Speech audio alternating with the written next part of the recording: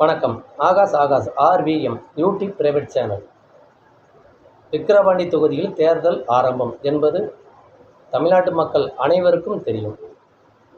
இதில் களம் இறங்கக்கூடிய நம் தமிழ்நாட்டு அரசியல் கட்சி தலைவர்கள் எத்தனையோ பேர் இருக்கின்றார்கள் என்பது உங்களுக்கு தெரியும். அதுபோல் நாடாளுமன்ற தேர்தலில் யார் வெற்றி பெறுவார், யார் தோல்வியை தழுவுவார் என்றக்கூடிய சில கருத்து கணிப்புகள் எவ்வளவோ வெளியிறக்கி விட்டிருந்தார்கள். இது அனைவருக்கும் உங்களுக்கு தெரியும். ஆயினும் அந்த ஒரு நிலையும் கூட இந்த விக்கிரவாண்டி தொகுதியில் நடக்கக்கூடிய தேர்தலின் முன்னிலை வகித்து எவரும் இதுவரை கருத்து கணிப்புகள் தெரிவிக்கவில்லை. காரணம், நாடாளுமன்ற தேர்தலில் கருத்து கணிப்புகள் எல்லாம் வெளிப்படுத்திய அனைத்து துறையினர்களுமே அவர்களும் தோல்வியை தான் கண்டார்கள். காரணம், 39+1 என்ற ஒரு 40 இடங்களிலுமே கலைஞரையா ஈர்ந்தெடுத்த பிள்ளை திரு மு.க. ஸ்டாலின் அவர்கள் முதன்மை வகித்தார் என்பது உங்கள் அனைவருக்கும் தெரியும். இந்த நிலையில் இப்பொழுது நம் தமிழ்நாட்டைச் சேர்ந்த விக்கிரவாண்டி தொகுதியில் ஒரு தொகுதி, அது இனி ஓரிரு நாட்களில் நாம் அந்த தொகுதியைச் சேர்ந்தவர்கள் அனைவரும் ஓட்டுச்சாவடிக்கு சென்று அவர்களுடைய பொன்னான வாக்குகளை செலுத்த வேண்டும் நிலை இருக்கின்றது. அதே நேரத்தில் இன்றோடு தேர்தல் பிரச்சாரம் முடிவடைகிறது. இது உங்கள் அனைவருக்கும் தெரியும். இந்த நிலையில் அங்கே போட்டியிடக்கூடிய வேட்பாளர்கள் நன்றாக சிந்திங்கள்.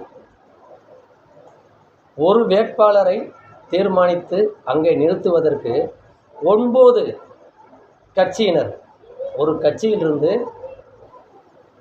கிளை பிரிந்து 4-5 விதமாக நிற்கக்கூடிய கட்சி அதிமுக கட்சி. இந்த அதிமுக கட்சிகள் இருக்கக்கூடிய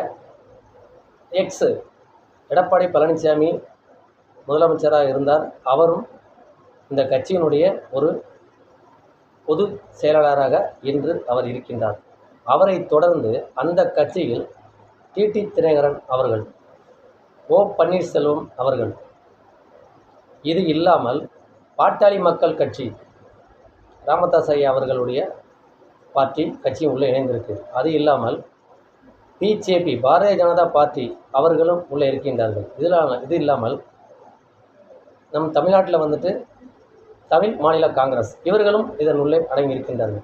இப்படி 5-6 கட்சிகள் ஒன்று சேர்ந்து இந்த விக்கிரவாண்டி தொகுதியில் களம் இறங்கி ஒரு கேண்டிடேட், அதாவது வேட்பாளரை நிறுத்தி வெற்றி பெறுவோம் என்ற முழு எண்ணத்தோடு அவர்கள் களம் இறங்கியிருக்கின்றார்கள். இது இல்லாமல் இருக்கக்கூடிய இதர கட்சிகள் எத்தனையோ இருக்கின்றது. இதை கடந்து தமிழகத்தில் 39+1 40 தொகுதிகளிலும் இடத்தை பிடித்த திமுகவினர் அவர்கள் அங்கே இருக்கின்றார்கள். அவர்கள் ஒரு இரும்பு தூணு போல், ஒரு பெரிய கரும்பாறை கொண்ட மலை போல் அந்த ஒரு நபரை, அந்த ஒரு கட்சியை உடைப்பதற்கு 9 கட்சிகள் ஒன்று சேர்ந்து களம் இறங்கிய ஒரு தொகுதி விக்கிரவாண்டி தொகுதி தான் என்பதை தமிழ் மக்கள் அனைவருக்கும் தெரியும். எங்களுடைய எடுத்துக்காட்டு உங்களுக்கு தெரியப்படுத்துகிறோம்.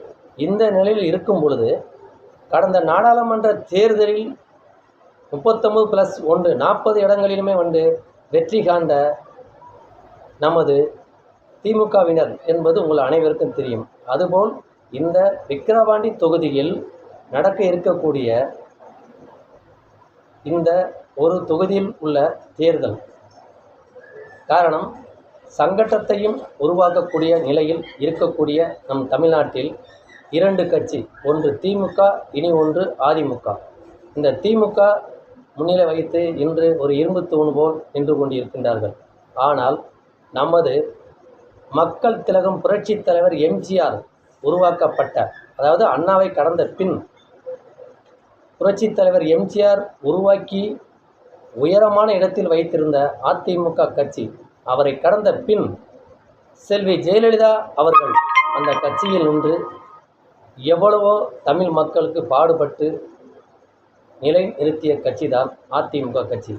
உதாரணத்துக்கு எவ்வளவோ காரியங்கள் இருந்தாலும் வெளி மாநிலத்தில் இருந்த, அதாவது கேரளாவைச் சேர்ந்த முல்லை பெரியார் என்ற ஒரு டேம், அதாவது தண்ணீர் தேக்கக்கூடிய இடத்தை செல்வி ஜெயலலிதா நம் தமிழ் மக்களுக்காக அதை தமிழ்நாட்டை சேர்ந்த இடம் என்று, அதை நம் தமிழர்களுக்கே உரிய இடம் என்று அதை அவர்கள் உருவாக்கி காட்டினார்கள்.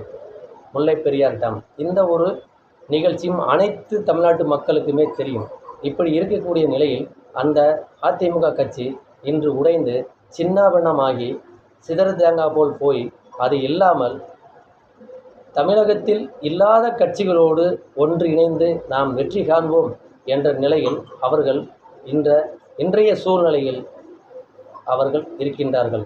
இதற்கு காரணம் அதிமுக கட்சியில் இருப்பவர்கள் ஒன்று சேர்ந்து தனிமையில் அதிமுக என்ற ஒரு கட்சியை உருவெடுத்து மீண்டும் நிறுத்தி புரட்சித் தலைவி எம்ஜிஆர், செல்வி ஜெயலலிதா இவர்களுடைய புகைப்படத்தோடு காணித்து இவர்கள் களம் இறங்கினாலே அவர்கள் தமிழகத்தில் ஒரு வெற்றி தோல்வியை காணக்கூடிய நிலை இருக்கும்.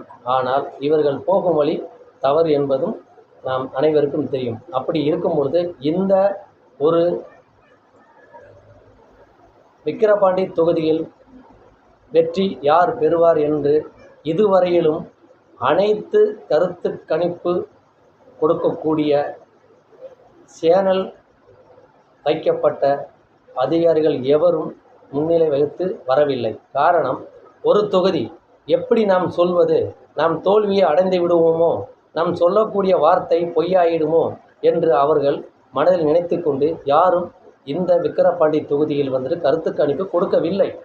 காரணம், அவர்கள் கொடுத்த கருத்து கணிப்பு அத்தனையுமே நாடாளுமன்ற தேர்தலில் பொய்யாகி போனது என்பது அனைவருக்கும் தெரியும். சென்னை முதல் கன்னியாகுமரி வரை ஏசி பஸ்ஸை ஒன்று எடுத்துக்கொண்டு இவர்கள் கிராம வாரியாக சென்று அங்கே எடுத்து யார் ஜெயிப்பார் என்ற நிலைகளை எடுத்துக்கொண்டு அவர்கள் கருத்து கணிப்பு விட்டது எல்லாமே பொய்யாகி போனது. இந்த நிலையில் எங்களுடைய Akash RVM YouTube private channel மூலியமாக எங்களுடைய கருத்து கணிப்பு எப்பொழுதுமே நின்று போகாது. காரணம், நாங்கள் சொல்லக்கூடிய ஒவ்வொரு வார்த்தையும் உண்மையானதும் உத்தமமானதும் என்பதை உண்மையாக்கி காட்டுவோம் என்பதை நாங்கள் ஒருபோதும் கலங்காமல் எவருக்கும் பயன் கொள்ளாமல் நிமிர்ந்து நின்று எங்களுடைய உன்னதமான வார்த்தையை நாங்கள் செயலாற்றுவோம் என்பதை நம் மக்களுக்கு தெரியப்படுத்துகின்றோம். ஆகையால் விக்கிரவாண்டி தொகுதியில் வெற்றியை எடுப்பவர்கள் கலைஞர் ஐயா ஈன்றெடுத்த பிள்ளை திரு மு.க. ஸ்டாலின் அவர்கள்